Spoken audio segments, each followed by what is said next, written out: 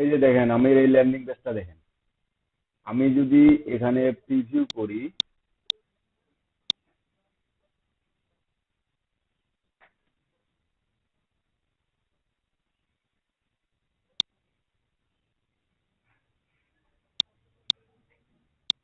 এটা আমার ল্যান্ডিং পেজটা ইউআরএল, তাই না? এখানে দেখেন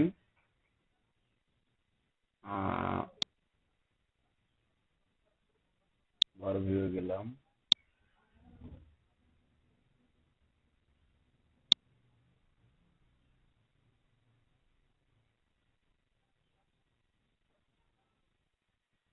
এটা দেখে না।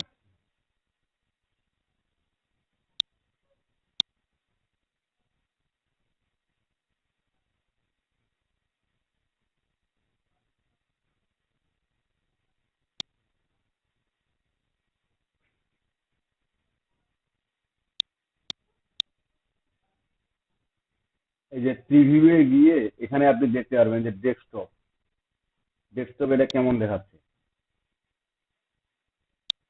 তারপরে যে মোবাইলে ক্লিক দিবেন, মোবাইলে কেমন দেখাবে।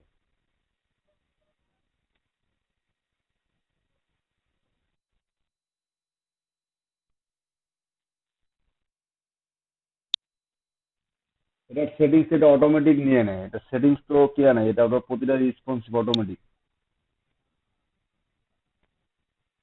এটা যদি আপনি যেমন এই ইমেজটা আছে না, এই ইমেজটার কথা বলি আমি, এই ইমেজটা যদি আপনি যখন টেমপ্লেট ডিজাইন করেন, তখন যদি এই ইমেজটা রেজুলেশন অনুযায়ী, যেমন এখানে 444 ছিল, এটা না দিয়ে, ওই রেজুলেশনের ইমেজ না দিয়ে যদি আমি অন্য কোনো একটা রেজুলেশনের ইমেজ দিতাম, সেটা কিন্তু নিত, এখানে কিন্তু নিত, পরে আমি ওই ইমেজটাকে এডিট করে সেখানে দিতে পারতাম, যে ছোট বড় করে এই ওয়েব পেজের জন্য দিতে পারতাম। বাট ওই ইমেজটা যখন আমি মোবাইলে দিতে যাব, তখন কিন্তু আর ইমেজটা ওই ইমেজ থাকবে না। আমি আপনাদেরকে দেখাচ্ছি, দাঁড়ান।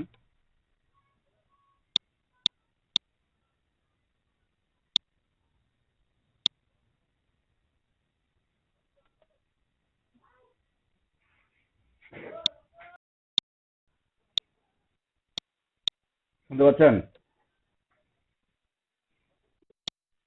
আচ্ছা, এখানে দেখেন, আমরা এই ইমেজটা আমাদের এখানে, আমরা এই যে জাস্ট একটা স্ট্রাকচার নিয়েছিলাম, তাই না?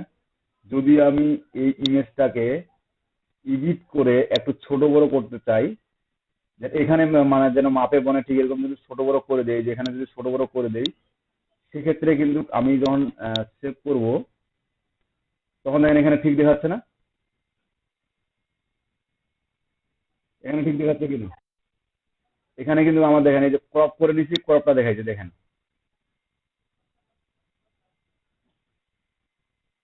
আমি এটাই করি, এটা যেহেতু আসলো, এটা যতটুকু পর্যন্ত ক্রপ করে নিবো এতটুকু পর্যন্ত কিন্তু দেখাবে, ইমেজটা আমার এতটুকু পর্যন্ত দেখাবে। এই দেখেন, ক্রপ করে নিয়ে অটোমেটিক কিন্তু ওই পর্যন্ত দেখাচ্ছে, বাট ছোট হচ্ছে না। ঠিক আবার এই ইমেজটাকে যখন আপনি এই সাইজ বাদে অন্য সাইজ নিয়ে আসবেন, অন্য সাইজ নিয়ে আসলে কিন্তু আপনার ইমেজটা এখানে পড়বে না। তখন কি করবেন, আপনি এই যে স্ক্রল ছোট বড় করে দিবেন, আর এই ছোট বড় করে দিলেই তখন কিন্তু আপনার আর ওই ইমেজটা মোবাইলে আপনার রেসপন্সিভ হবে না। সেজন্য আমরা যদি ইমেজ কোনো কিছু নিতে যাই, তো এখানে এই ইমেজের মাপটা যেটা আছে, এই মাপটাকে আগে ইমেজটা সাইজ করে নিয়ে তারপর এখানে আপলোড দেবো। এইভাবে আলাদা করে কোনো রেসপন্সিভ সেটিংস করার অপশনে পর্যন্ত আমি দেখি নাই, যে এটা মোবাইলের জন্য কেমন হবে বা আপনার ইয়ার জন্য কেমন হবে। তো এটার জন্য আমি দেখি নাই। এই যে মোবাইল স্টাইল দেখেন, এই যে মোবাইল স্টাইল, এখানে আপনি কিছুটা হলেও পরিবর্তন করে দিতে পারবেন। এখানে কি কি আছে, line height, heavy, line height, spacing, size, body text. এটা মোবাইলের জন্য আপনি এই যে মোবাইল স্টাইল কি কি কি হবে এগুলো, যেমন পিক্সেল সাইজ বা আপনার প্রিভিউ কিন্তু এখানে দেখাচ্ছে না। তো আমাদেরকে প্রিভিউ দেখার জন্য এই যে এখানে ক্লিক করতে হবে, এই যে প্রিভিউর জন্য এখানে ক্লিক করতে হবে। এখানে ক্লিক করে তারপর এখানে ওখানে সাইজ পরিবর্তন করে এখানে দেখে নিতে হবে যে মোবাইলের জন্য আমার কেমন দেখাচ্ছে। যদি একটু কিয়া দেখায় আনলুকিং সিস্টেমের দেখায়, সেক্ষেত্রে আমার কোথায় কি প্রবলেম হচ্ছে এটা আমাকে চেক করে নিতে হবে।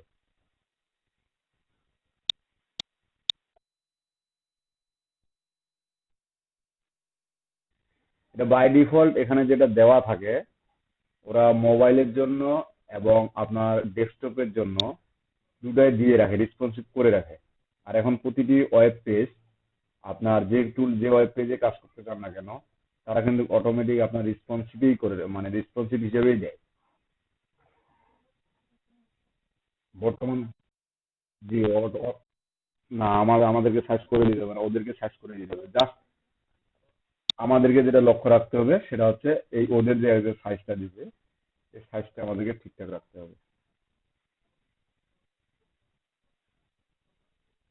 বুঝতে পারছেন? কারণ এইভাবেই মানে এই চিন্তাটা মাথায় রেখে কাজগুলো করতে হবে আমাদের, তাইলে আর সমস্যা হবে না।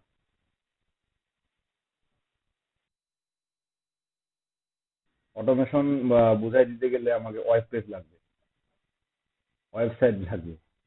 ইন্টিগ্রেশন এবং অটোমেশন এই দুইটা বুঝতে গেলে আমাদের ওয়েবসাইট লাগবে। সো এখানে এখন আমি বুঝাচ্ছি না, যখন আমরা কি বলে যদি কাজ পেয়ে যাই এর মধ্যে, তো তখন তো আমাদেরকে করতেই হবে। আর যদি শিখতে শিখতে যখন আমরা ওয়ার্ডপ্রেসে ওয়েবসাইট ডেভেলপ করব, ঠিক তখন এই মেল চিমের মাধ্যমে অটোমেশনটা করবো ওয়ার্ডপ্রেসের মাধ্যমে। কারণ ওটা করতে গেলে আমাদেরকে কি বলে আপনার ওয়েবসাইট লাগবে।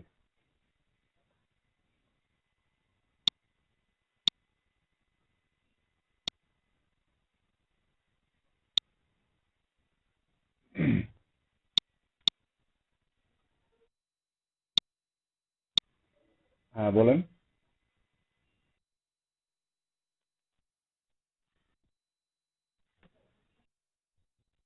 হুম।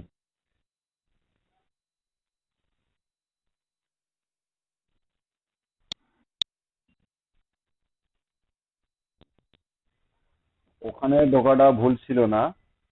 আপনার সেটাকে আপনি ওভারভিউ যে কোথায় ক্লিক করছেন, আর ব্লক খাওয়ার ব্লক কখন আসবে জানেন? যখন আপনার অ্যাকাউন্টে ঠিক এরকম একটা লাল চিহ্ন থাকবে। যাদের অ্যাকাউন্ট ব্লক করে দিবে, তাদের মেল চিম অ্যাকাউন্টে লগ ইন করার পরে এখানে দেখতে পাবেন যে ইউর অ্যাকাউন্ট ভিউ ইস্যু, এবার your account this problem for sending email, resolve issue.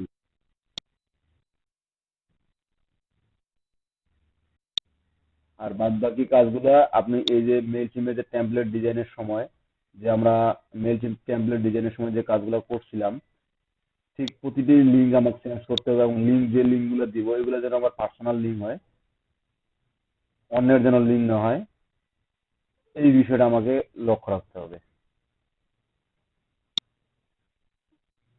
ঠিক আছে? আজকে যেটা আমরা আলোচনা করব সেটা হচ্ছে মূলত কিওয়ার্ড রিসার্চ।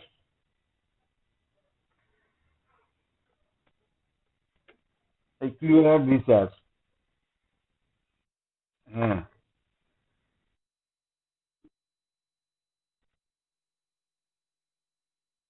ও স্যান্ডব্লাস্টারটা না, ওটা আসলে প্রবলেমটা আমি সলভ করতে পারিনি কালকে। ঠিক আছে, ওটা সলভ করার খুব একটা সময় দিতে পারিনি, একটু মনে হইলো একটু সময় দেখলাম যে সলভ হইলো না কেন জানি। ওটা দেখাই দিব, এখন যে কোনো সময় দেখাই দিব, সমস্যা নেই। মনে করাই দিবেন, আমি আজকে দেখি ট্রাই করে সলভ করার চেষ্টা করি এটা কেন যাচ্ছে না মেলগুলো। ঠিক আছে, ওটা দেখাই দিব এখন। তো বিরতির সময় যদি সময় পাই, তো বিরতির সময় ওটা আরেকটু ঘাটাঘাটি করবো স্যান্ডব্লাস্টারটা নিয়ে। তো কিওয়ার্ড রিসার্চ, এই কিওয়ার্ডটা আসলে কি, এটা আমরা মোটামুটি এতদিন একটা ধারণা পাইছি যে আসলে কিওয়ার্ডটা কি। আমরা মূলত কিওয়ার্ড রিসার্চ প্রতিটি সাইডের জন্য আলাদা আলাদা করতে হয়। যেমন আপনি যদি ইউটিউবে ভিডিও প্রমোশনের জন্য যান, সেক্ষেত্রে আপনার আলাদা করে কিওয়ার্ড রিসার্চ করতে হয়। যদি ওয়েব পেজের জন্য যান, সেক্ষেত্রে আপনার আলাদা করে কিওয়ার্ড রিসার্চ করতে হয়। যদি আপনি সোশ্যাল মিডিয়া র্যাঙ্কিং এর ক্ষেত্রে যান, সেক্ষেত্রে আলাদা করে রিসার্চ করতে হয়। আবার আপনি যদি ফাইবারের জন্য যান, গিগের জন্য, তো সেক্ষেত্রে আলাদা, সেটা অনলি ফাইবার। আবার আমরা যে কিওয়ার্ড রিসার্চ করব, এই কিওয়ার্ড রিসার্চটা মূলত আপনার মনে করেন বিভিন্ন সার্চ ইঞ্জিনের জন্য। যেমন সার্চ ইঞ্জিন সম্পর্কে আমাদের ধারণা আছে, যেমন কয়েকটা সার্চ ইঞ্জিনের নাম বলেন দেখি শুনি। কি কি সার্চ ইঞ্জিন আমরা ব্যবহার করি মূলত?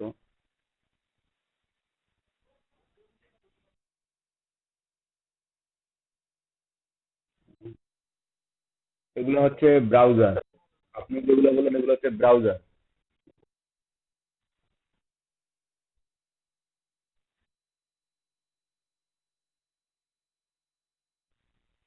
কোনগুলো বলেন? হ্যাঁ বলেন।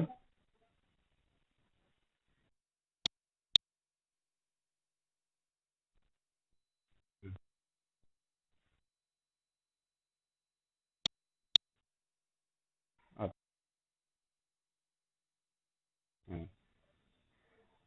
এই যে এগুলো হচ্ছে একটা সার্চ ইঞ্জিন।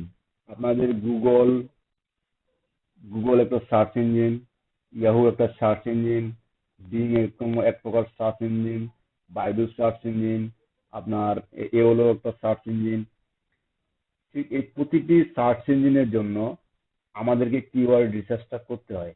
যে আসলে বিং, আগে এটা জানতে হয় যে এই যে সার্চ ইঞ্জিন এতগুলোর মধ্যে, যেমন পিপিলিকা, এটা আমাদের বাংলাদেশের সার্চ ইঞ্জিন, কিন্তু আমাদের বাংলাদেশেরই যদিও সার্চ ইঞ্জিন, আমরা কয়জনে পিপিলিকা সার্চ ইঞ্জিনটা ব্যবহার করি?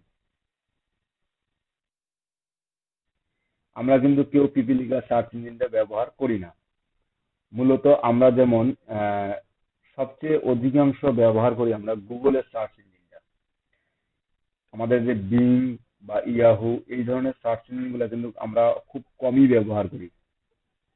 আমরা সবচেয়ে বেশি ব্যবহার করি গুগল সার্চ ইঞ্জিন। এই যে গুগল সার্চ ইঞ্জিনটা ব্যবহার করি, মূলত আমাদেরকে টার্গেটেড থাকতে হবে যে আমি যে একটা বিষয় নিয়ে কাজ করতে যাচ্ছি বা যে কোনো একটা বিষয় নিয়ে কাজ করব, সেখানে এই কোনো কিছু বিষয়কে কাজ করার আগেই আমাকে এই কিওয়ার্ডটা সম্পর্কে ধারণা থাকতে হবে। এই কিওয়ার্ডটা কি? আসলে অনলাইন জগতে আপনাদের মূলত আমরা কিন্তু কোনো কিছু বিষয় সার্চ করেই বের করি, জানা না থাকলে ওই বিষয়টা নিয়ে সার্চ করি। এবং এই যে আমরা সার্চ করি, এক এক একই বিষয় এক একজনের সার্চ দেওয়ার ক্যাটাগরি কিন্তু এক এক প্রকার। যেমন একই বিষয় আপনি হয়তো বা একভাবে গুগলে সার্চ করেন, আমি হয়তো বা ওই বিষয়টা আরেকভাবে সার্চ করি, আরেকজন আছে ওই বিষয়টাই আরেকভাবে সার্চ করে। এই প্রতিটি সার্চ যে করে তারা কি ব্যবহার করে? সার্চ ইঞ্জিন ব্যবহার করেই সার্চ করে, সেটা গুগলের হোক, বিং এর হোক, বা এলোর হোক, বা ইয়াহুর হোক। আবার ইউটিউবে যখন আমরা যাই, তখন ইউটিউবের সার্চ ইঞ্জিন ওখানে ব্যবহার করে, ওটাও গুগলেরই। ইউটিউবের জন্যই শুধুমাত্র ওটা ব্যবহার করে, ওটা আলাদা আপনার গুগল সার্চ ইঞ্জিনের জন্য ব্যবহার করে না, শুধু ইউটিউবের সার্চ ইঞ্জিনের জন্য ব্যবহার করে। আর ফাইবারে যখন আমরা কোনো কিছু সার্চ করতে যাচ্ছি, সেটা শুধু ফাইবারের জন্যই আমরা ব্যবহার করি। ওই সার্চ, ওই কিওয়ার্ডটি আমরা অন্য কোথাও ব্যবহার করি না। ঠিক এই সবগুলো বিষয় বিবেচনা করে আমি কোন ক্যাটাগরির জন্য বা কোন কাজের জন্য আমি কিওয়ার্ডটা রিসার্চ করব, সেটা আগে আমাকে নির্ধারণ করতে হবে। মূলত আমরা যে ওয়ার্ডটি লিখে, যেমন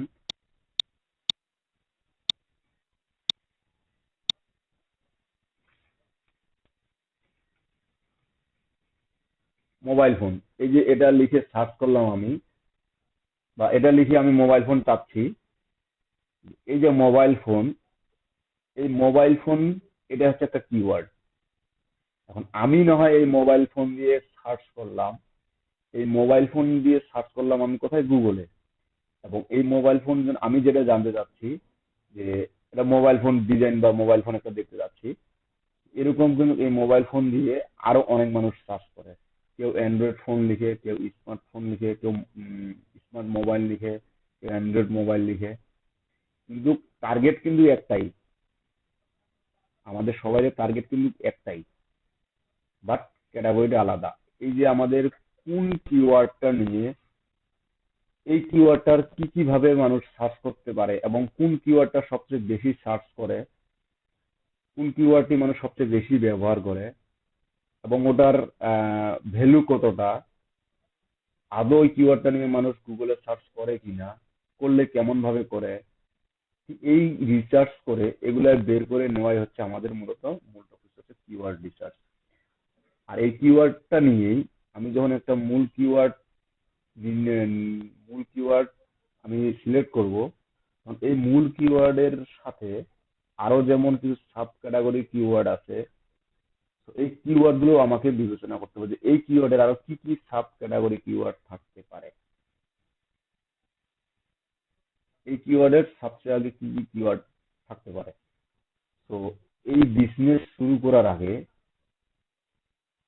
আগে আমাকে বিজনেসটার সম্পর্কে ধারণা থাকতে হবে, বিজনেস সম্পর্কে চিন্তা ভাবনা করতে হবে। চিন্তা ভাবনা করার পরে এখন এই বিজনেসের উপর আমার কি কি কিওয়ার্ড হতে পারে, আচ্ছা আমি যে বিজনেসটা শুরু করব সেটা আসলে কিভাবে নির্ণয় করব যে আমি এই বিজনেসটা করব। আমি জাস্ট একটু বেসিক ধারণা দিচ্ছি আপনাদের এই কিওয়ার্ড রিসার্চ নিয়ে। তো এখানে সবচেয়ে প্রথমে আমি যে বিষয়টা বলবো যে কিওয়ার্ড রিসার্চ শুরু করার আগে আপনার যেটা করতে হবে কি, আগে নিজেকে জানতে হবে। এট ফার্স্ট আপনার নিজের অবস্থানটা কি, আপনি বিশ্বে পরিচিত বা দেশে পরিচিত বা ওয়ার্ল্ডে পরিচিত হতে যাচ্ছেন, আগে জানুন যে আগে আমার নিজের পজিশনটা কি। আমি নতুন একটা বিজনেস শুরু করব বা আমার ইচ্ছা আছে, এরকম কিন্তু সবাই মনে একটা ইচ্ছা থাকে যে আমি ডাক্তার হবো, ইঞ্জিনিয়ার হবো, আমি পাইলট হবো, আমি আম, কি বলে প্রশাসনে যাব, আমি ক্যাডার হবো, এরকম কিন্তু সবাই একটা ইচ্ছা থাকে। বা ইচ্ছা, এই স্বপ্নটা না থাকলে আমরা কেউ জীবনে সাফল্য হতে পারি না। আমরা এখানের মধ্যে অনেকে আছে যে আমি ফ্রিল্যান্সারই হবো, আমি অন্য কিছু আর করবো না, আমি ফ্রিল্যান্সিং এ করবো। ঠিক এরকম কিছু একটা মনের ইচ্ছা বা আকাঙ্ক্ষা কিন্তু সবাই থাকে। এই আকাঙ্ক্ষা থেকে আপনি আগে নিজেকে চিন্তা করুন যে আমি ডাক্তার হইতে যাচ্ছি, আমার কি বর্তমানে এই পজিশনটা আছে। তো ডাক্তার হইতে গেলে কি আমাকে শুরু থেকেই সেরকম করে তৈরি করে নিতে হবে। আমি ফ্রিল্যান্সার হতে যাচ্ছি, আমার ইন্টারনেট কানেকশন দুর্বল, আমার ইন্টারনেট কানেকশন পায় না, ল্যাপটপ কিছু চলে না, সেক্ষেত্রে কি আমি ফ্রিল্যান্সার হওয়া পসিবল আমার পক্ষে? পসিবল কি? আপনারা কি লাইনে আছেন? না। তো এই বিষয়গুলো সম্পর্কে আগে নিজেকে জানতে হবে যে আমি যে এটা করতে যাচ্ছি আসলে আমি কে, আমি কে। এখন নিজেকে জানার জন্য আমি কয়েকটা বিষয় আপনার এই সারাদিনের চলার গতি, সারাদিনের আপনার কাজের ধরন, সবকিছু বিবেচনা করে জাস্ট কয়েকটা টপিক নিয়ে একটু চিন্তা করবেন। সেটা হচ্ছে আপনার আগ্রহ কোন দিকটাতে বেশি। আসলে কি আপনি ফ্রিল্যান্সিং করতে আসেন, আপনার কি কম্পিউটার চালাইতে ভালো লাগে? কম্পিউটার চালাইতে আপনার যে 2-1 ঘন্টা চালাইতে বা আধা ঘন্টা 2 ঘন্টা কম্পিউটার সামনে বসে গেলে মাথার ব্যথা ধরে, চোখ সহ্য হয় না, বা বিরক্তি লাগে বসে থাকতে থাকতে, এটা আগ্রহ আপনার আছে কিনা। আপনি আপনি আপনার খেলায় আগ্রহ বেশি, আপনার বাসা থেকে যাচ্ছে আপনি ডক্টর হন, কিন্তু আপনার আগ্রহটা কোথায় বেশি? খেলোয়াড় হওয়ার। সেক্ষেত্রে আপনি যদি জোর করে ডাক্তার হন, আপনি কি সেখানে একটা ভালো সাফল্য পাবেন? আপনার যেটাতে আগ্রহ বেশি, আপনার যদি সেদিক থেকে তৈরি করে নেওয়া হয়, পরিবার থেকে সাপোর্ট দেওয়া হয় এবং নিজে থেকে আপনি ফুল সাপোর্ট পান, পরিবার থেকে ফুল সাপোর্ট পান, তাহলে সেক্ষেত্রে কি আরো নিজেকে ডেভেলপ করতে পারবেন না? ওই বিষয়টা নিয়ে, ওই আপনার যে বিষয়টা নিয়ে আগ্রহ বেশি, ঠিক আগে নিজেকে চেনার জন্য আগে এটাতে মানে আপনি চিন্তা করেন যে আমি কোনটাতে বেশি ইন্টারেস্টেড, কোন বিষয়টা আমার ভালো লাগে। তো যখন আপনি কোনো কিছু বিষয় নিয়ে আগ্রহ প্রকাশ করবেন, তো বর্তমান যুগটা হচ্ছে আমাদের যত দিন যাচ্ছে তত কিন্তু মানুষ অনলাইনের দিকে বেশি ঝুঁকে যাচ্ছে। আপনি চিন্তা করেন যখন আহ, আমরা ক্লাস 7 বা ক্লাস 8 বা যখন হাই স্কুলে ছিলাম আর কি, তখন কি ইন্টারনেটটা এরকমটা ছিল?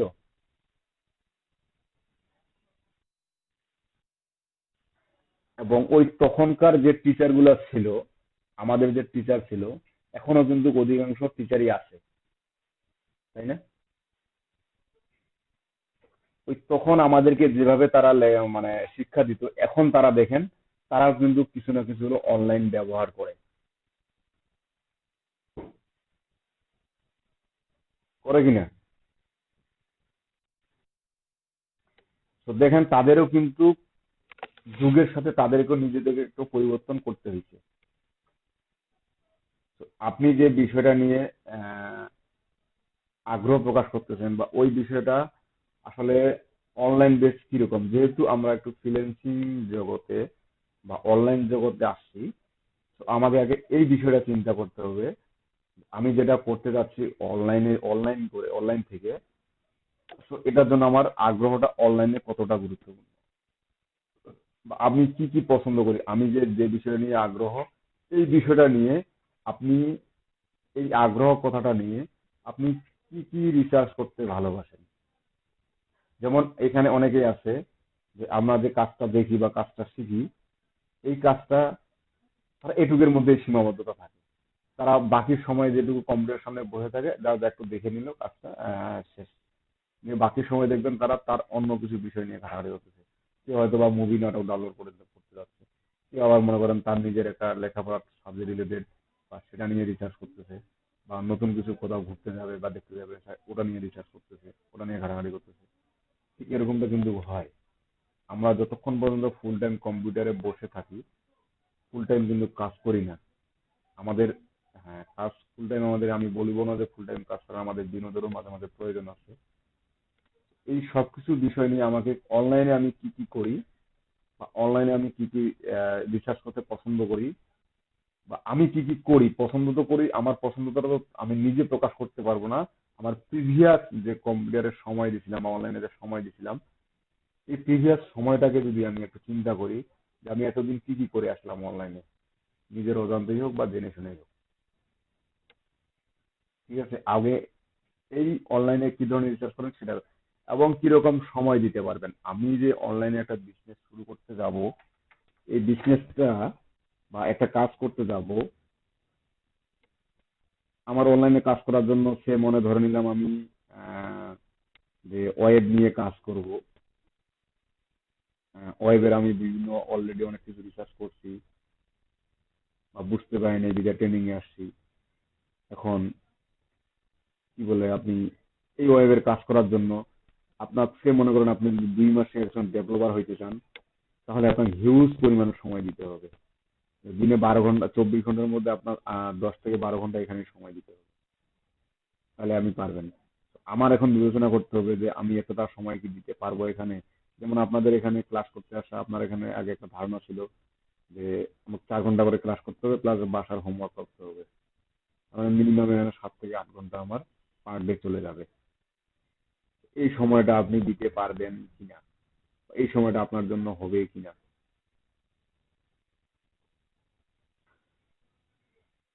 এই যে বিষয়টা নিয়ে কাজ করতে যাচ্ছেন, বর্তমানে আপনার কি ধরনের অভিজ্ঞতা আছে যেটাতে আপনি খুব সহজেই সাফল্য পাবেন, যেটা বিষয় নিয়ে জানা নাই আমার। যেমন এখানে তারা অনেকেই আছে যে ডিজিটাল মার্কেটিং কোর্সটা করতে আগ্রহী না, গ্রাফিক ডিজাইন করতে আগ্রহী বা ওয়েব ডিজাইন করতে আগ্রহী, কারণ সেটা সম্পর্কে তার আগ্রহ বেশি এবং ধারণা একটু হলেও আছে, ওই বিষয়টা সম্পর্কে জানে। কিন্তু অনেকে আবার করছে যে যেহেতু সুযোগ আসছে, এটা শিখে নেই।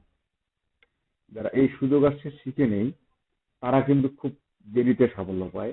আর যারা আগে থেকেই আগ্রহ নিয়ে আসে, তারা কিন্তু খুব তাড়াতাড়ি সাফল্য পায়। ঠিক আছে, তো আপনি এখন কি ধরনের কাজ করলে নিজেকে গৌরবান্বিত মনে করবেন। আমি যেমন আপনাদের এখানে ট্রেন আপ করাচ্ছি, এই যে এখানে যে সময়টা দিচ্ছি, এই সময়টা কি আমি অনলাইনে দিতে পারতাম না? আমার নিজের কাজের জন্য আমি অনলাইনে কাজ করতে পারতাম না? পারতাম কিনা, কথা বলিয়েন একটু। অনলাইনে যদি আমি সময়টা দিতাম, যা হোক আমাকে এখানে যে কোনো যে অ্যামাউন্টের সম্মানই দেয়, আমি কি এর থেকে কম হোক বা বেশি হোক, এখানে যে 8 ঘন্টা প্লাস আপনাদের আরো এক্সট্রা সাপোর্ট দেওয়া হয়, এই সময়গুলো মিলে যদি আমি নিজে অনলাইনে সময় দেই, আপনার কি মনে হয় আমি ইনকাম করতে পারবো না?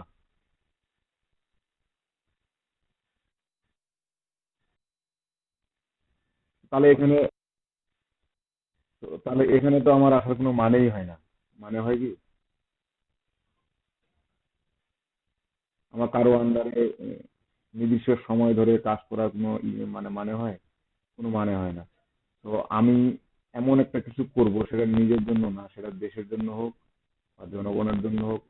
একটা নিজেকে যে অন্যের কাছে একটা পরিচিত হব, এই পরিচিত হওয়া আমি আহ, যে কি করলে বা কোন কোন কাজগুলো করলে আমি একটু নিজেকে একটু ভালো লাগবে।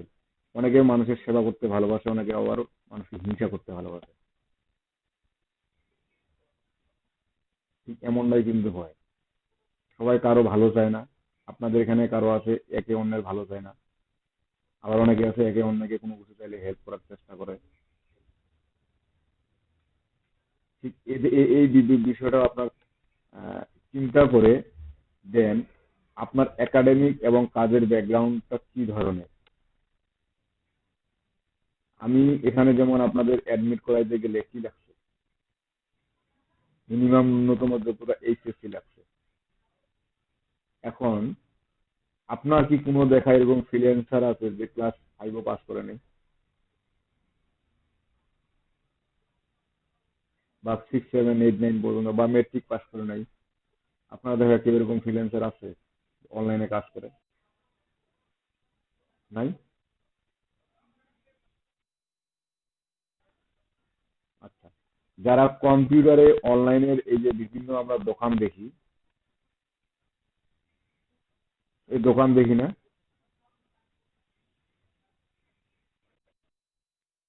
এই দোকানে কিন্তু অনেক ছেলেবেলেই কাজ করে। তারা কি সবাই শিক্ষিত? অনেকে দেখবেন কোনো মতন ক্লাস 8 পাস করছে, গান ডাউনলোড দেওয়া হোক বা ফটোকপির কাজ হোক বা আপনার অনলাইনে বিভিন্ন ধরনের ফর্ম পূরণ হোক, তারা কি আসলেই আমাদের মতো শিক্ষিত? আমি কি শুধু ওই গান ডাউনলোড, ফটোকপি, এগুলোর মধ্যে টাইপিং, এগুলোর মধ্যে কি সীমাবদ্ধ থাকতে চাচ্ছি, না আমার আরো লাগবে? তো যদি আমি আরো কিছু হাই লেভেল শিখতে যাই, তো সেক্ষেত্রে আমার কিন্তু এই একাডেমিক যে শিক্ষাটা, এই শিক্ষাটা কিন্তু আমার লাগবে। তো আমি যে এই যে যেমন আমি এখানে ট্রেনিং করাচ্ছি, আমি কি প্রথমে ট্রেনার হিসেবে পরিচিত ছিলাম, বা আমি কি আদৌ বলতে পারতাম যে আমি ট্রেনার? প্রথমের দিকে কিন্তু কখনোই না। তো আমার ব্যাকগ্রাউন্ড কি, আমি দুই একজনকে শেখাইছি কি শেখাই নাই, বা আমার আন্ডারে দুই একজন কাজ করছে কি করে নাই, ঠিক এগুলো দেখেই কিন্তু আমাকে এখানে নিচ্ছে। তো ঠিক এরকম আপনার ব্যাকগ্রাউন্ডটা কি ধরনের আছে এবং একাডেমিক কোয়ালিফিকেশন আপনি এই প্রফেশনের সাথে যান কিনা, বা একাডেমিকটা আপনার এটা যায় কিনা, যেন আপনি ফিউচারে যে নিজেকে ডেভেলপ করে নিজেকে একটি যে গৌরবান্বিত হিসেবে তুলে ধরবেন, সেটা আপনার হয় কিনা। যেমন এখানে শুরুর দিকে, মানে 2017 সালের দিকে শুরুর দিকে এমন কতজন ট্রেনার ছিল যারা আপনার গ্রাজুয়েশনও কমপ্লিট করেনি, গ্রাজুয়েশনও কমপ্লিট হয়নি যাদের। আমার কথা মনে করেন, আমার তখন ফাইনাল ইয়ার চলতেছিল, তো আমি কিন্তু সেখানে গ্রান্টেড ছিলাম না। কারণ একজন ট্রেনার যখন আরেকজনকে ট্রেনিং করাইতে যাবে, তাকে মিনিমাম গ্রাজুয়েশনটা হওয়া উচিত। কারণ এখানে একটা শিক্ষার বিষয়, এখানে একটা শিক্ষার বিষয় থাকে। তো এই বিষয়গুলো নিয়ে, যে আপনার একাডেমিক ব্যাকগ্রাউন্ডটা লাগবে, এবং আপনি যদি হ্যাঁ, এখন বলতে পারেন যে মার্ক জুকারবার্গ তো ওনার কি কিছুই পাস করেন, অথচ এতটা পপুলার, উনি এতটা সাফল্য। আমার একাডেমিক ব্যাকগ্রাউন্ডে কি খুব ফ্যাক্ট লাগবেই? জি।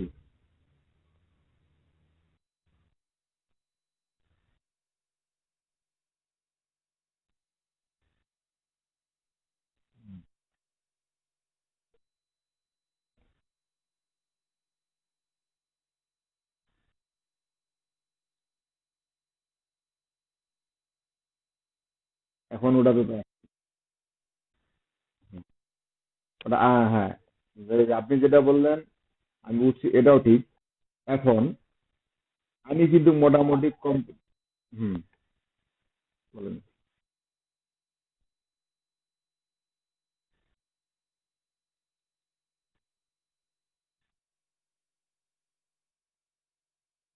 হুম,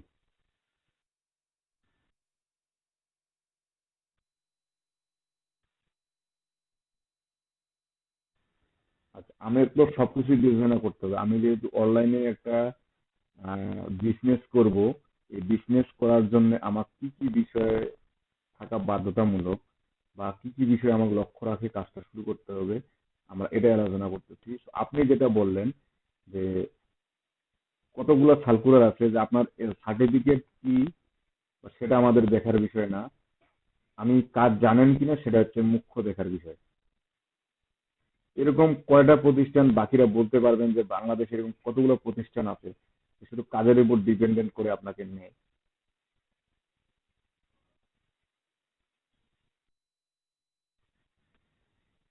আপনি কাজ জানেন সেটা পরে, আগে আপনার এডুকেশন কোয়ালিফিকেশন কি সেটা আগে, তারপর আসবে আপনি কাজ জানেন কিনা। আমি আপনার মজার লোকে ওই কথায় একমত হতে পারলাম না যে আপনার এডুকেশন কি থাকে থাক, আপনি কাজ জানেন কিনা সেটা হচ্ছে মুখ্য বিষয়। এটা খুব ছোট ছোট কতগুলা পদে আছে বা ছোট ছোট কতগুলা পোস্টের জন্য এই কাজটা করে। কিন্তু বাট যখন আপনি আমার কথা বলেন, আপনি আমার কিন্তু কম্পিউটার রিলেটেড কোনো সার্টিফিকেট নাই।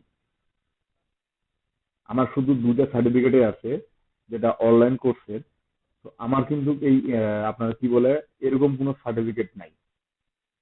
আপনার বিভিন্ন কোম্পানিগুলাকে আইটি ডেভেলপার বা আপনার আহ, এই যে আইটি বিষয়ক কতগুলো অনেক কোম্পানিতে কিন্তু এই সার্কুলার হয়। আমি কিন্তু কাজগুলো জানি। তো তারা ওখানে উল্লেখ করে দেয় BSc computer science, BSc computer engineering, এরা কিন্তু উল্লেখ করে দেয়। আমি কাজটা জানা সত্ত্বেও কিন্তু আমি সেখানে আবেদন করতে পারতেছি না কেন? কারণ আমার ওই ধরনের একাডেমিক ব্যাকগ্রাউন্ড নাই। তো এটাও আমাকে, আমি যে কাজটা করতে যাচ্ছি বা শিখতে যাচ্ছি, সেটাও আমার বিবেচনা করতে হবে।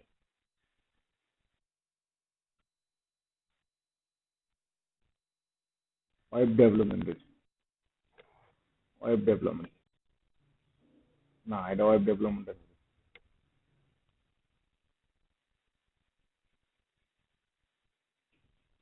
আপনাকে ডিজিটাল মার্কেটিং লাগবে?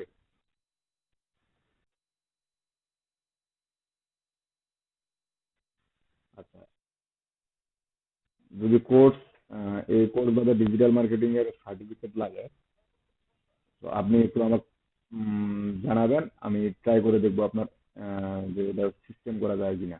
কারণ এটা আমাদের ডিজিটাল মার্কেটিং অনেক ব্যাচ আছে আপনাদের গাইবান্ধায়। তো এটা যদি স্পেশাল ব্যাচ হিসেবে আছে, এখান থেকে আপনার অন্য কোনো ডিজিটাল মার্কেটিং ব্যাচে ইমপ্লিমেন্ট করে এটা দেওয়া যেতে পারে। পার্সোনালি একটু কথা বলিয়ে কথা বলে দেখবো।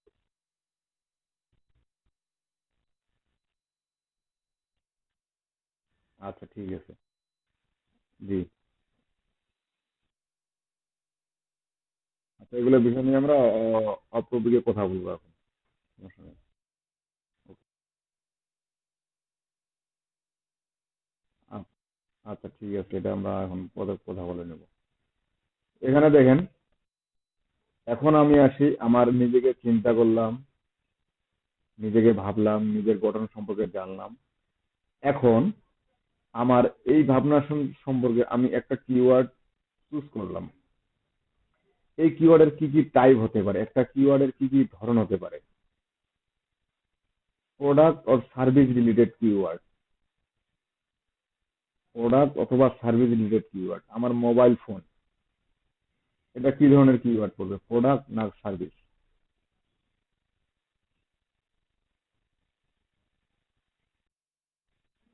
অবশ্যই এটা প্রোডাক্ট। আবার যদি বলা হয় যে মোবাইল মেকানিক বা মোবাইল সার্ভিসিং, সেটা তাহলে কোন ধরনের কিওয়ার্ড হবে? সেটা সার্ভিস হবে। তো একই আমার ক্যাটাগরির, আমি কি আসলে মোবাইল রিপেয়ার করব না মোবাইল ফোন বিক্রি করব বা না মোবাইল ফোন তৈরি করব? এই যে আমার প্রোডাক্ট অথবা সার্ভিস, একটা কিওয়ার্ডের ধরন, সেটা প্রোডাক্টে হতে পারে, আবার সার্ভিস হতে পারে। আচ্ছা, এই যে প্রোডাক্ট বা সার্ভিস, এটা কিওয়ার্ড হলো, এই কিওয়ার্ডের কি থাকবে, সেটা আসলে কি ব্র্যান্ড কিওয়ার্ড নাকি নয়? আমি যেটা নিয়ে বিজনেস শুরু করতে চাই সেটা কি ব্র্যান্ড নাকি নন ব্র্যান্ড বা এমনি জাস্ট ব্র্যান্ডের মধ্যে পড়ে কিনা। যেমন আমি দেখছি এখানে এমআই মোবাইল ফোন, এমআই একটি ব্র্যান্ড না? মোবাইল ফোন শুধু কি একই কোম্পানির আছে, একটা কোম্পানির আছে? অনেক কোম্পানির আছে। আমরা শুধু কয়েকটা ব্র্যান্ডকে চিনি, আর বাকি যেগুলো দেখি সব চায়না বলে চালাই দিই,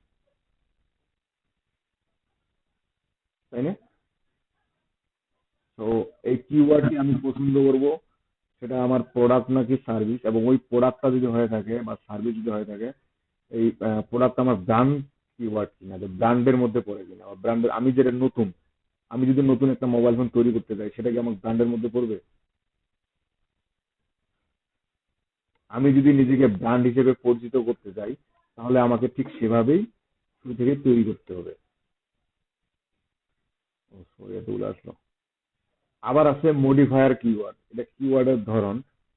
যেমন এই মোবাইল ফোন একটা কিওয়ার্ড, তারপর কি ওই মোবাইল ফোনের আরেকটা কিওয়ার্ড হচ্ছে এমআই মোবাইল ফোন বা স্যামসাং মোবাইল ফোন, এটা একটা কিওয়ার্ড, এটা ব্র্যান্ড কিওয়ার্ড পড়বে। আবার মডিফায়ার কিওয়ার্ড, যেটাকে বলা হয় লেটেস্ট মোবাইল ফোন। আপনি নিজে গুগলে সার্চ করে দিচ্ছেন, প্রথমে মোবাইল ফোন, তারপর লিখে দিলেন ব্র্যান্ডের নাম লিখে দিলেন, তারপর লিখে দিলেন কি লেটেস্ট, আপডেট যেটা ফোন আসছে। তারপর আছে এনটিটি কিওয়ার্ড, যে আপনার, যেমন মোবাইল ফোন শপ, বা এটা আরো কি ধরনের হতে পারে, মোবাইল ফোন এনটিটি কিওয়ার্ডের পরে আসে, দেখেন এটা দিলে বুঝতে পারবেন। জিওগ্রাফিক কিওয়ার্ড, দুটো হয়ে গেছে। জিওগ্রাফিক কিওয়ার্ড, যেটা হচ্ছে আপনার, যেমন mobile phone shop in Dhaka, আপনি এলাকা বেস করতে যাচ্ছেন না, এলাকা বেস আপনার কিওয়ার্ডটি এই এলাকা বেস হবে কিনা।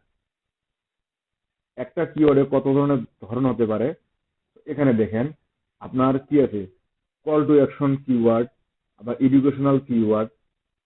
এই যে আপনার কিওয়ার্ড গুলা, এই যে মোবাইল ফোন কিন্তু প্রতি জায়গায় আছে, দেখেন আছে না?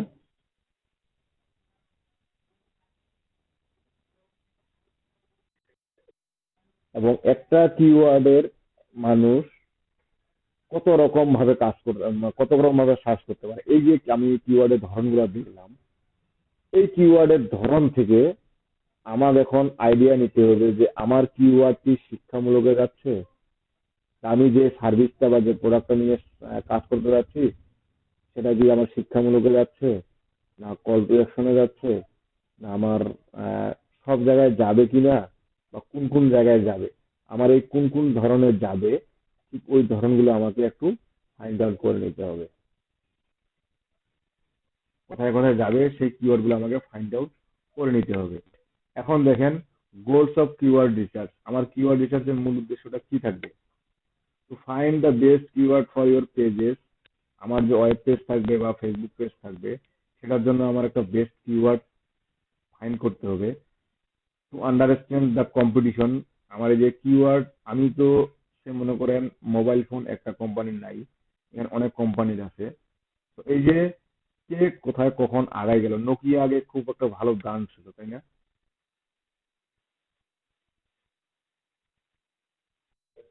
এখন নোকিয়া আছে,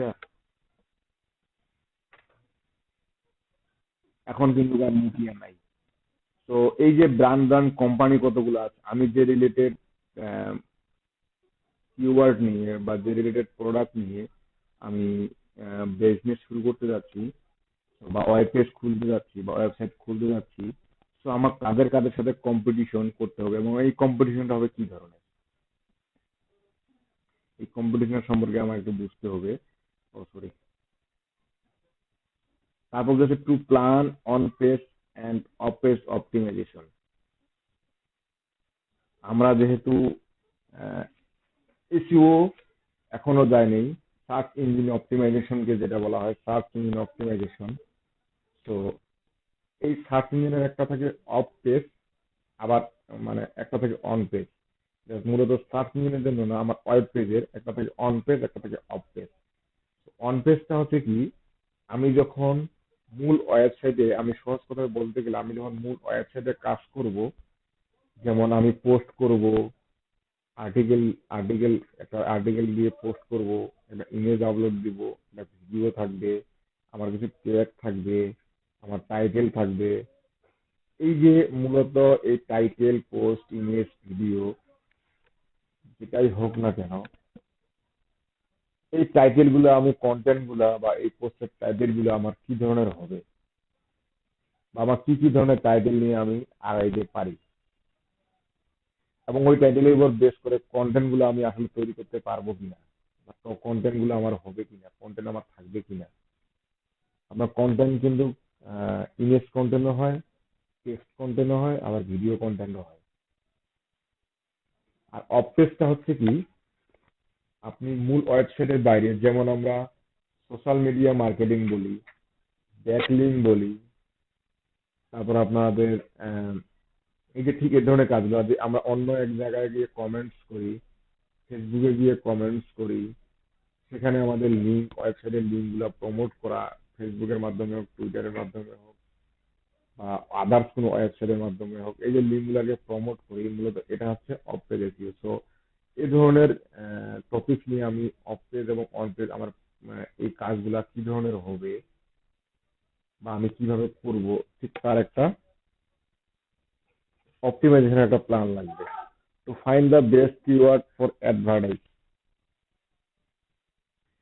আচ্ছা, আমাদের রবি অ্যাডভার্টাইজ করে, গ্রামীণ ফোন অ্যাডভার্টাইজ করে, তারপর আপনার কি প্রতিটি, আমি মোবাইল অপারেটর গুলোর কথা বলি, তারা কিন্তু অ্যাডভার্টাইজিং করে। তো তারা দেখেন যখন ইন্টারনেটের আহ, গতি নিয়ে অ্যাডভার্টাইজ করে, তারা তখন কি করে, ভিডিও কলের মতন একটা অ্যাড শো করে। আবার যখন ফুল নেটওয়ার্ক, প্রত্যন্ত অঞ্চলেও ওদের 4G আছে, এই ধরনের নেটওয়ার্কের জন্য ঠিক ওই ধরনের একটা অ্যাডভার্টাইজ তারা তৈরি করে। আপনাদের অফার সম্পর্কে কোনো কিছু অ্যাডভার্টাইজ করতে গেলে তারা ঠিক ওই ধরনেরই অ্যাডভার্টাইজ একটা তৈরি করে। তো আপনার মূল মূল এমন এমন কতগুলো অ্যাডভার্টাইজিং কিওয়ার্ড নির্ণয় করতে হবে যে এই কিওয়ার্ড গুলো দিয়ে অ্যাডভার্টাইজিং আমি করবো। এগুলো মূলত কিওয়ার্ড রিসার্চ করতে করতে আমার একটা কিওয়ার্ড নিয়ে কাজ করা শুরু করলে আমার বাকি কিওয়ার্ড গুলো অটোমেটিক কোনটা আমি অ্যাডভার্টাইজিং এর জন্য করবো, অন পেজে, অফ পেজে এর জন্য কোন কিওয়ার্ড গুলো আমার গুরুত্বপূর্ণ, ঠিক তখনই কিন্তু আমরা বুঝে যাব। To find the PPC, bid price of the keyword. এই যে আমরা অ্যাডভার্টাইজিং এর কথাগুলো বললাম, তারা কি ফ্রি ফ্রি চ্যানেলে অ্যাডভার্টাইজিং দিতে দেয়?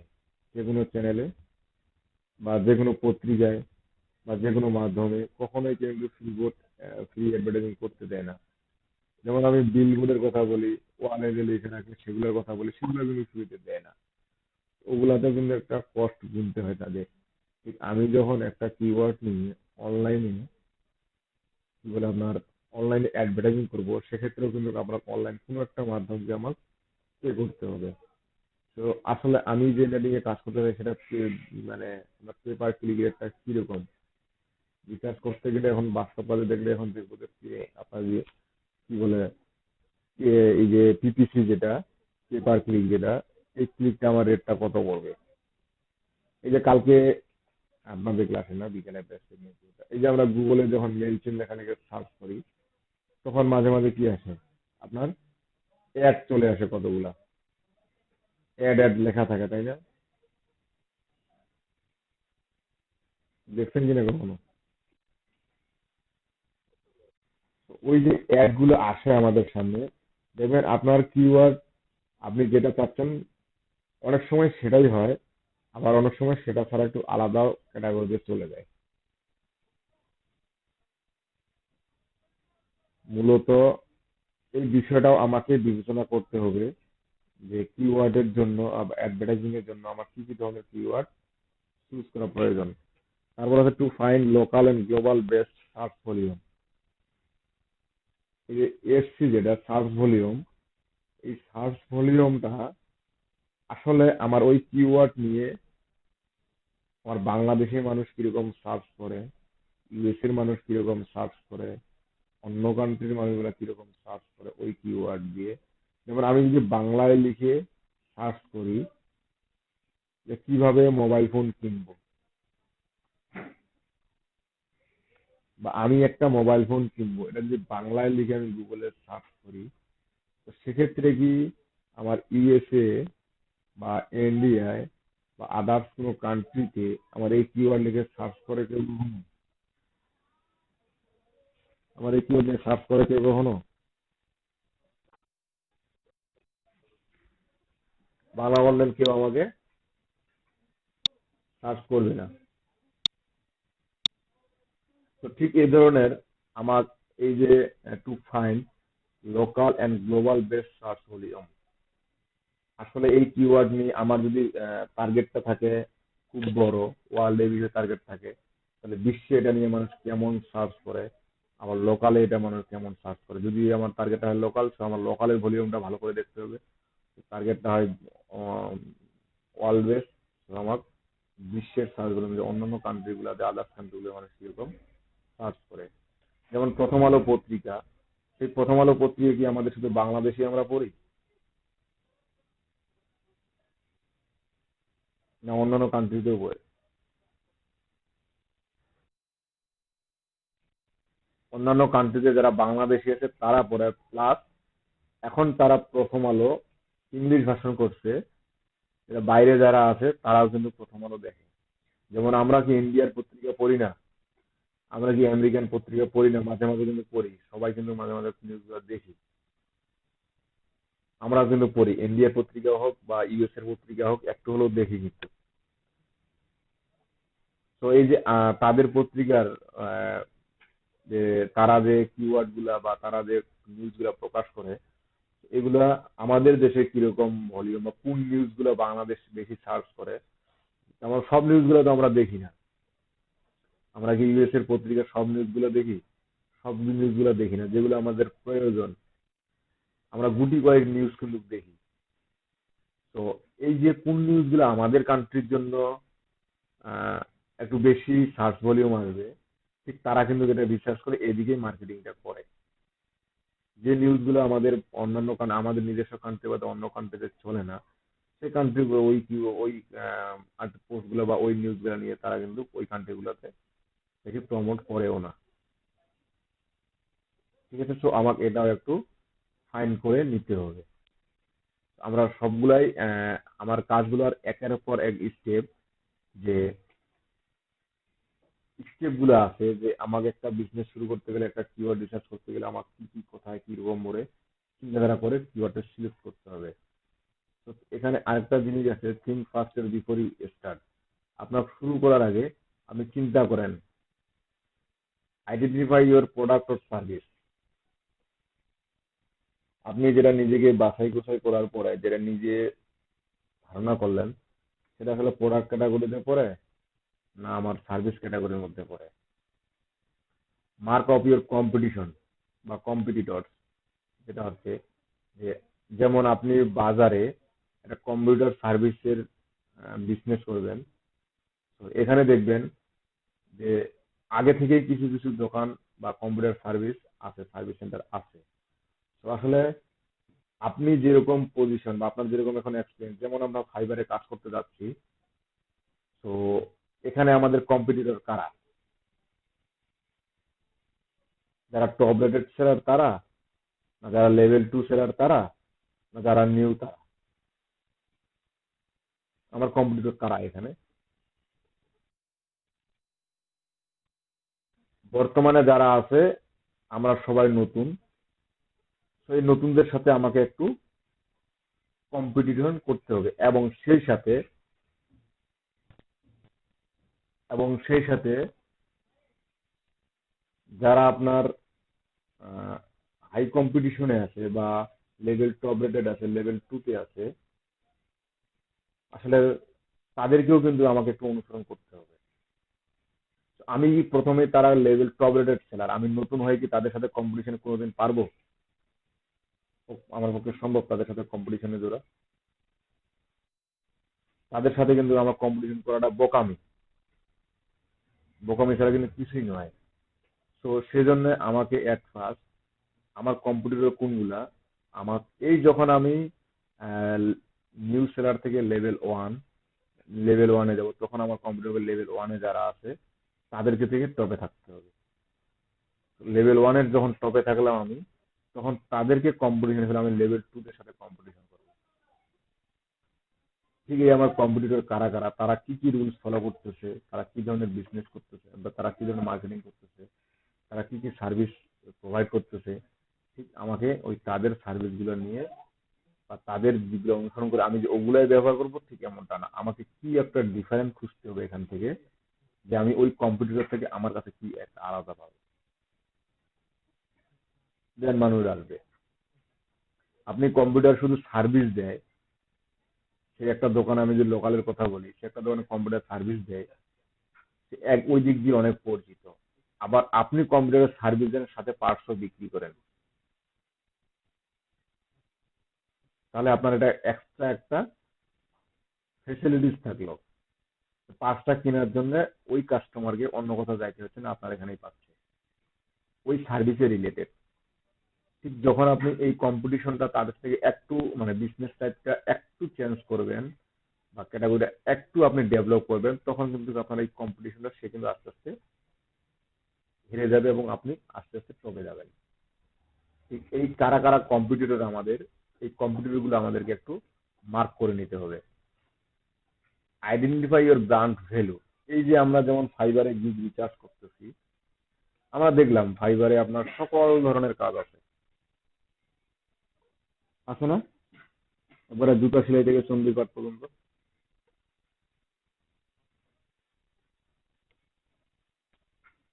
কি ভাই, আছেন আপনারা?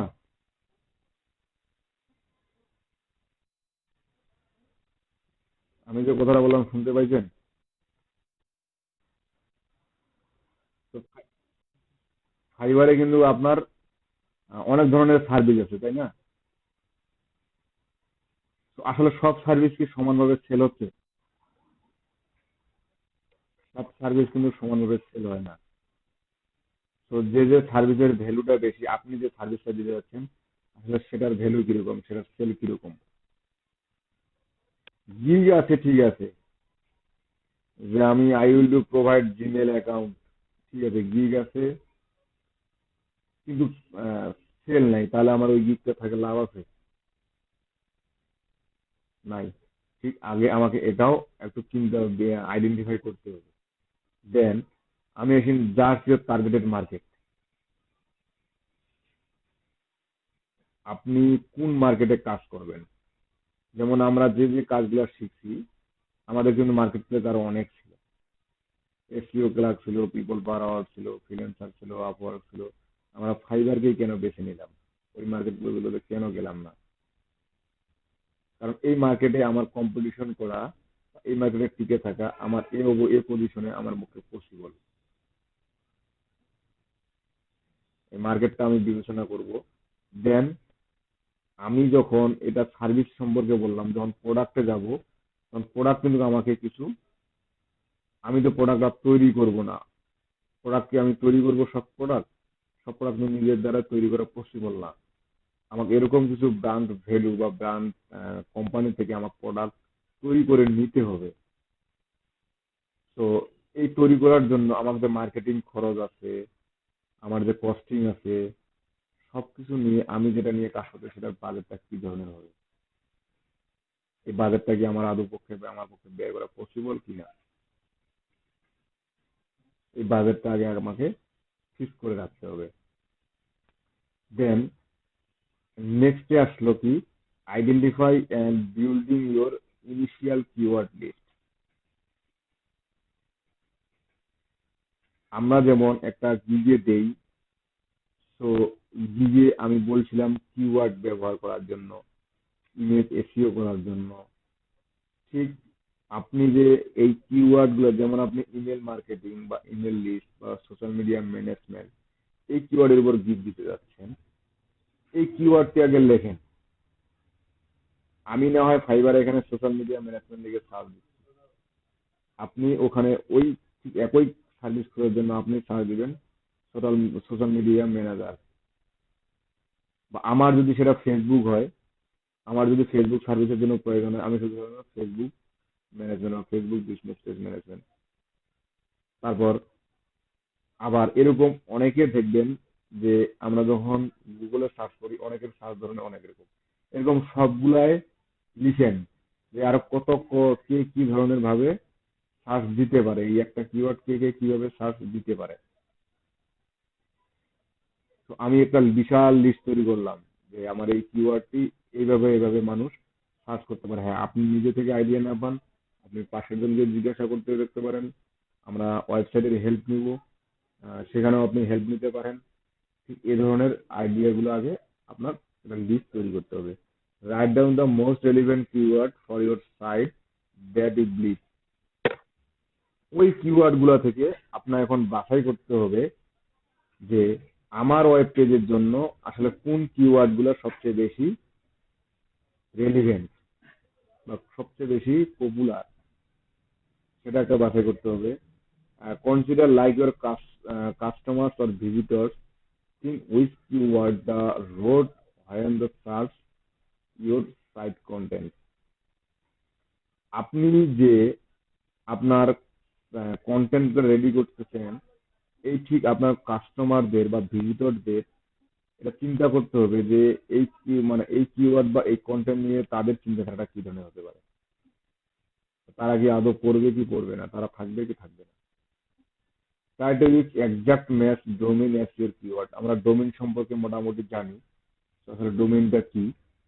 তো এই ডোমেনটা যদি আমরা নাও বুঝি, তো ডোমেনটা নিয়ে আরো আমাদের আলোচনা হবে। তো দেখেন, try to use exact match domain keyword.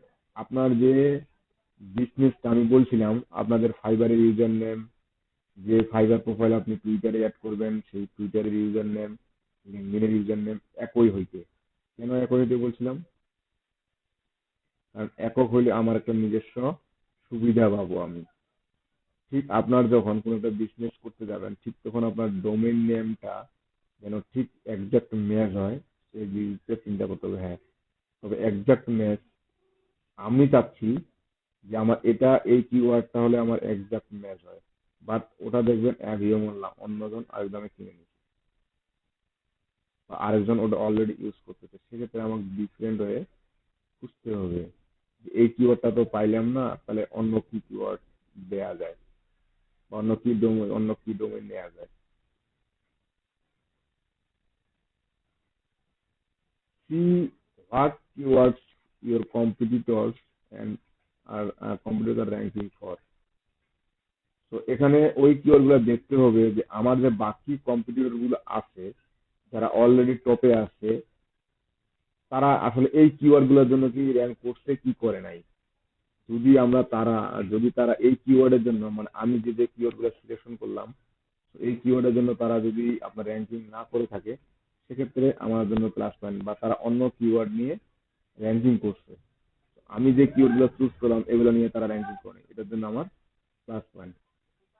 এখন এখানে আছে should long tail keyword in phrase with content 3 or more words, it help you the get targeted traffic on your site. আমরা ফাইবারে যখন গিগ দিতে যাই বা মেল চিনতে, আপনারা লক্ষ্য করছেন কিনা জানি না, মেল চিনতে যখন আমরা সাবজেক্ট লিখতে যাই, একটা ইমেল টেমপ্লেট যেন সাবজেক্ট লিখতে যাই, তখন কিন্তু পাশে তারা এটা সাজেস্ট করছিল বা ফাইবার গিগেও সাপোর্ট করছিল, মনে মিনিমাম আপনি 80 টাকা একটা মেবি লিখতে পারি, কিন্তু তারা বলছিল 4টা ওয়ার্ডের নিচে হওয়া যাবে না, 4টা ওয়ার্ডের অবশ্যই উপরে হইতে হবে। কিন্তু তারা এটাও বলছে ফাইবার যে short keyword is the best for your ranking. মানে আপনি শর্ট টাইটেল যত ব্যবহার করবেন, যত ব্যবহার করতে পারবেন, ঠিক তত এটা আপনার দিকটা র্যাঙ্কিং এর জন্য কাজে লাগবে। ঠিক আছে?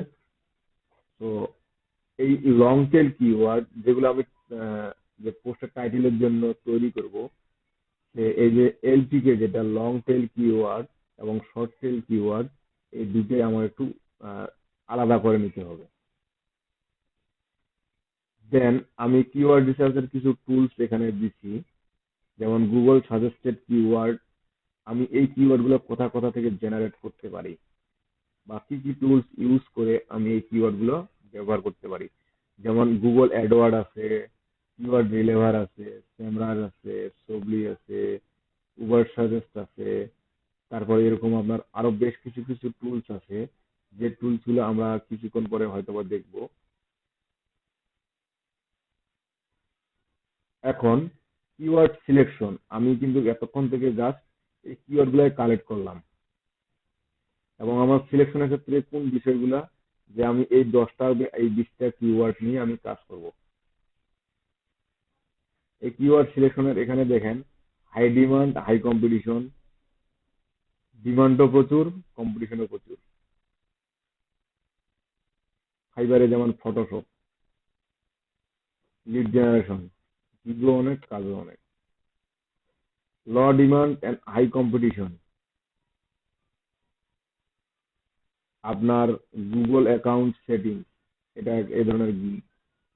তো এটার আপনার ডিমান্ড খুব কম, বাট কম্পিটিশনটা হাই। 10 জন আছে, 10 জনে সারাদিন কাজ পেয়ে থাকে,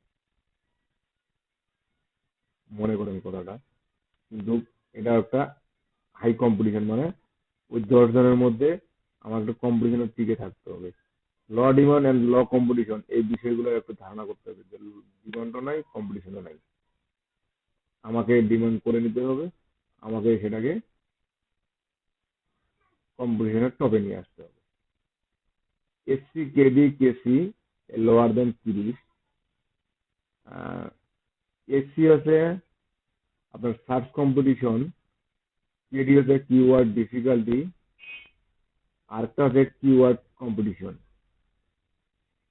এগুলো অবশ্যই আমার, যারা আমার কম্পিটিটর যেন 30 জনের নিচে থাকে, বা সার্চ কম্পিটিশনে যেন 30-এর নিচে থাকে, এগুলো যেন আমার 30-এর নিচে থাকে, ঠিক এই বিষয়টা আমার খেয়াল রাখতে হবে। আচ্ছা, পিএ বলতে কি বুঝি? পিএ লোয়ার দেন 30, আবার ডিএ বলছে লোয়ার দেন 50। এই পিএ এবং ডিএ এই বিষয় দুটো কি বুঝি আমরা?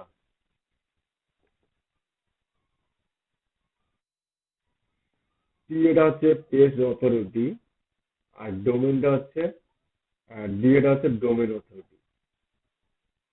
তো একটা ওয়েবসাইটের একটা পেজ গুলা কিরকম কিরকম র্যাঙ্ক করছে পেজের জন্য, ঠিক আমাকে সেই ভলিউমটা বের করতে হবে।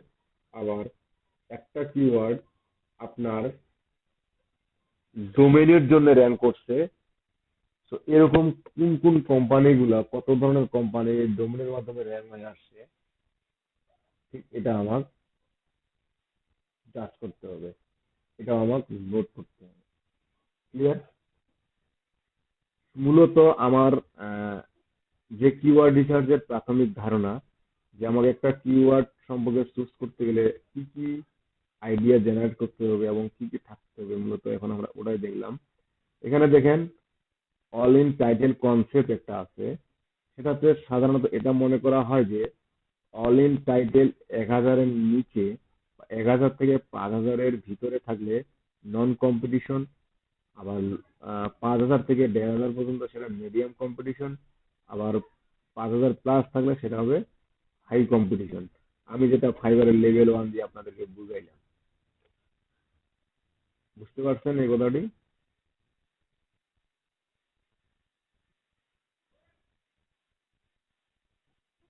আপনারা কি আছেন না নাই?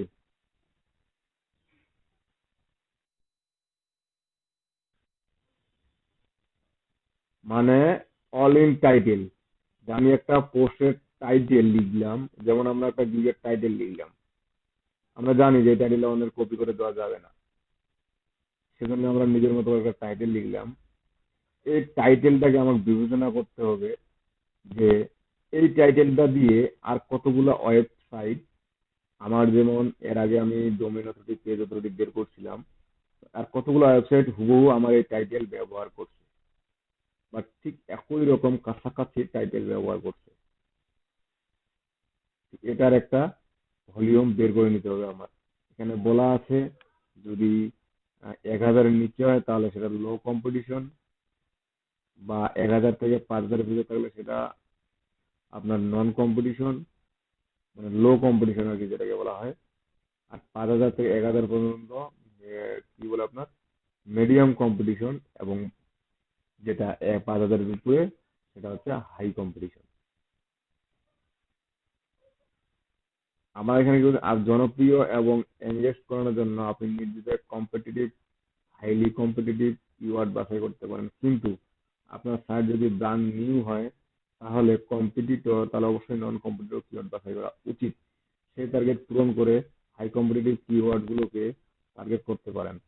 তারপর তারপরগুলো হাই কম্পিটিটিভ কিওয়ার্ড নিয়ে কাজ করতে পারেন। হাই কম্পিটিটিভ কিওয়ার্ড গুলোকে টার্গেট করতে পারেন। তো এই যে যেমন আমি বললাম নিউ সেলারের কথা, নিউ সেলার থেকে আপনার লেভেল 1 থেকে লেভেল 2, ঠিক আস্তে আস্তে আপনার এই কিওয়ার্ড দিয়ে কম্পিটিটরের উপরে যাইতে হবে। ক্লিয়ার?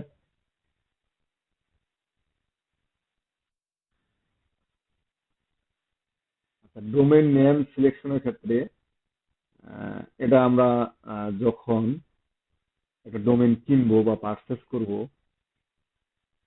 তখনই আমরা সিলেকশন যে করতে হয় আমাদের, যেমন আমার কি কি রাখতে হবে, make your domain name special and easy to say, যেন খুব সহজ ভাবে বলতে হয় এবং সহজভাবে বোঝা যায়।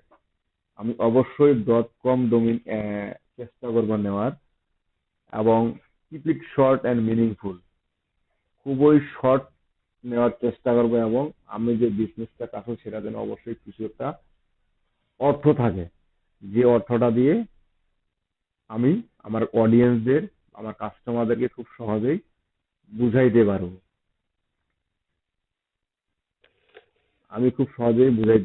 এখন এই যে ডোমেইন নেম আছে .com, এই .comই বা কেন নেওয়ার চেষ্টা করব?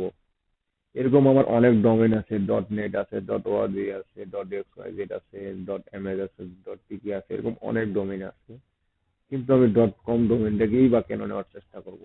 কারণ .com ডোমেইনটাকে আমি নেওয়ার চেষ্টা করব এই জন্যে যে .com একটা বিশ্বের কাছে খুব পরিচিত ডোমেইন বা বিশ্বস্ততার একটু কাজ করে।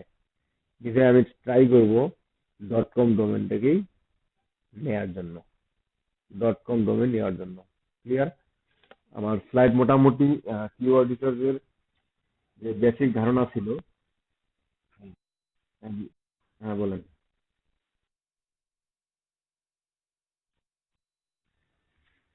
আমরা .com ডোমেইন চুজ করব মূলত এটা বিশ্বস্ততা বেশি, মানুষ খুব সহজেই এটাকে এই ওয়েবসাইটকে বিশ্বাস করে। যেমন .xyz, .tk, .net, .org এই ডোমেইন গুলা কিন্তু অনেকেই আমরা ইগনোর করে যাই, .comটাকে বেশি ভ্যালুয়েবল দেই। মূলত সেজন্য এটাকেই ট্রাই করব যেন আমার ডোমেইনটা .com ডোমেইনই হয়। আমার ওয়েবসাইটের যেমন শেষে .com ডোমেইনটা আমি যেন পাই, সেটা আমাকে শর্ট দিয়ে এবং অবশ্যই একটা মিনিংফুল ওয়ার্ড দিয়ে। বুঝতে পারছি? আমি যদি একটা এক্সাম্পল দিয়ে বলি, যেমন ওয়াহিদার ক্ষেত্রে একটা ডোমেইন আছে, সেটা দেখলাম। যেমন wahidalia.xyz, উনি একটা ডোমেইন ব্যবহার করে, বা নিজের পোর্টফোলিওর জন্য হোক বা বাইরে কাজের জন্য হোক, উনি একটা ডোমেইন ব্যবহার করে। ঠিক এই যে উনি যে ডোমেইনটা ব্যবহার করে, মূলত এটা কিন্তু অতটা বিশ্বস্ততা না। যখন উনি .com ডোমেইন ব্যবহার করবে তখন কিন্তু উনার মনে করেন আপনার একটা বিশ্বস্ততা বেশি পাবে। এই বিশ্বস্ততার জন্যই মূলত আমরা .com ডোমেইনটা ব্যবহার করি।